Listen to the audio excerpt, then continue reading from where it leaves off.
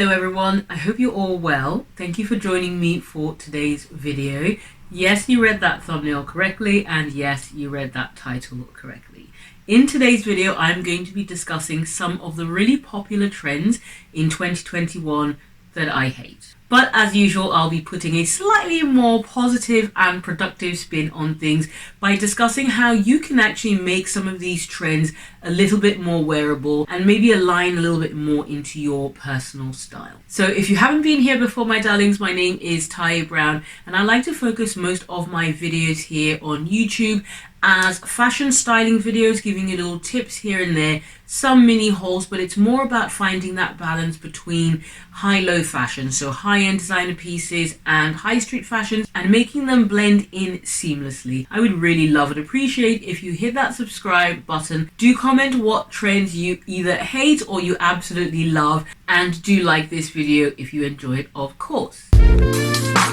So the first trend I'm going to be talking about is the Pantone color of 2021, which is yellow. We've seen it all over the runway on places like Prada, Emilia Wickstead, Self Portrait, and Hermes. Now personally, I find yellow is just too bright of a color for me personally to wear. I think I only have one yellow piece of clothing, which I must say I do get quite a few compliments when I wear it. I'll put up a picture so you can see. But if you do want to try out the yellow trend, and one way that I will be trying out the yellow trend is, so tip one would be to choose a lighter, subtler shade of yellow, something like a buttercup yellow or a buttercup cream. I've got this ASOS two-piece set. By having a slightly subtler shade, it just makes it a little bit more wearable than the true Pantone color. Tip two would be to pair something like this yellow with other colors. So the classic would be something like pairing it with black, or my preferred choice would be pairing it with grey, which of course is the second Pantone color of 2021. So by pairing it with grey, you are actually bang on trend. Tip number three is, of course, it doesn't always have to be an item of clothing. You could pick an accessory. I think something like Jacquemus's Le Chiquito bag. So it's a great subtle way of wearing a loud color in a smaller, sort of bite-sized, manageable, digestible piece. The second trend I really do not like for 2021 are keyhole or cutout trends. Now yes, they are quite trendy and they look really cool on the runway. We saw this in design houses like Isabel Marant, we saw this in Fendi, also in Boss. The trouble I find with this trend is that it tends to often be the midriff or the waistline, which is not everyone's strong point. It's certainly not my strong point, but I did take the plunge and try out this trend with my black Zara maxi dress. I loved the way the dress looked, but I did think that it probably was a little bit too trendy for me. So how can we make this trend a little bit more wearable, I hear you ask? Well, my main tip for this would be make the keyhole smaller, again, more manageable, and also in places that are a little bit more sensual, but not too out there, not too in your face. You could go for cutouts on the shoulder detail. You could go for the cutouts along the chest area. An example of something like that would be my pink Reese dress, which had that beautiful cutout detail along the shoulder area, and it was such a subtle but very elegant nod to that keyhole trend. Now the third trend, which I feel like actually should have been my first, because this is probably the trend that I am least likely to try. I really don't want to keep using the word hate, but this is one that is, I will just say, definitely not for me. And that is the tie-dye trend. Tie-dye always gives me really cool girl vibes. It's very Coachella, and yes, that's fun and it's great for, you know, the spring summer,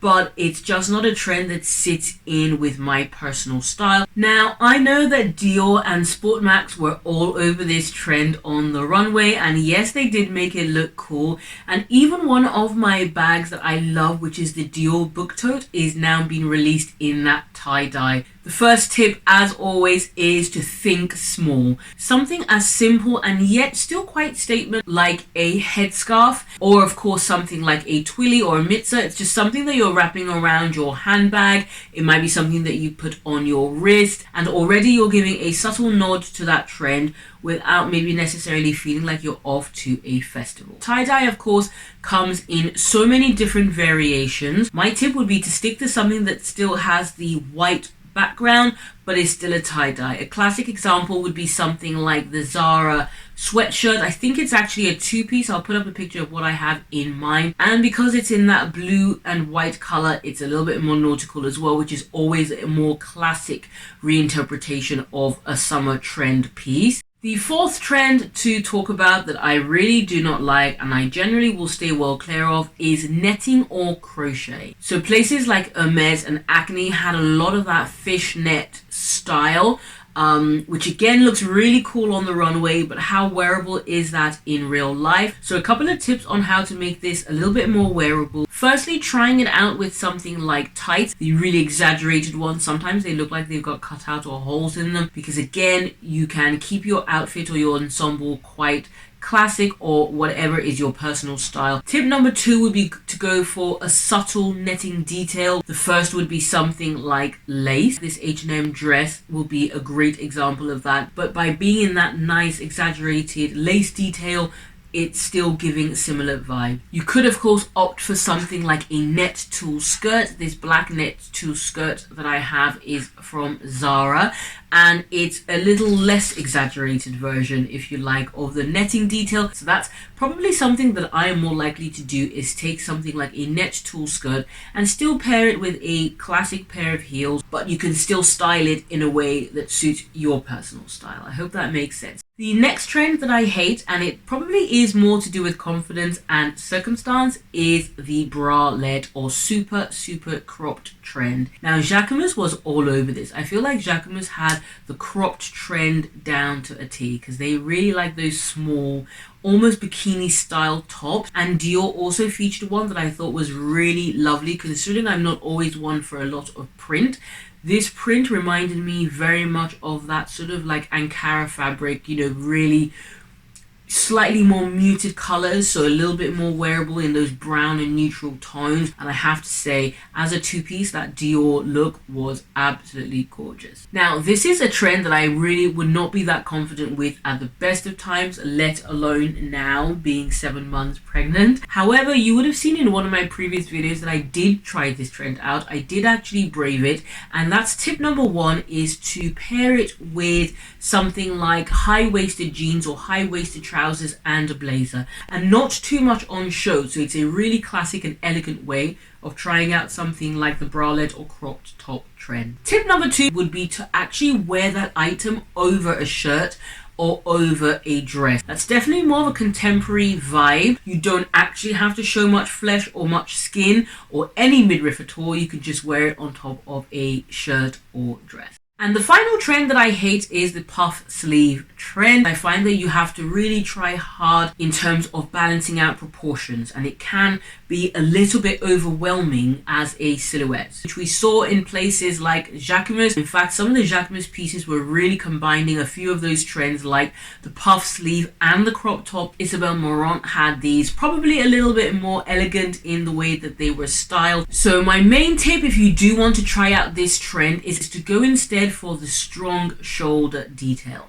Now I am all about the strong shoulder because I feel like it's a really empowering silhouette. So you could try something like a blazer that has really strong shoulders, maybe some shoulder pads in there. But if you're not really a blazer person, then you could still look for something like the t-shirts. Last year we had those Frankie t-shirts with the shoulder pad details. This year I have invested in a Zara knit that does have shoulder pads, and something like that is a great way to try out this trend because you can keep it in quite a muted color. It still makes some sort of bold statement without being too overpowering and without being too over the top. My loves, those are the main popular trends of 2021 that I either hate / I'm not that keen on / are not that wearable, and I hope you found these tips helpful and informative in how you can actually make some of those trends work for you. Do let me know in the comments which trends you love, which trends you're not so keen on. And if you haven't yet seen one of my latest videos, which is the bag trends of 2021 that I love,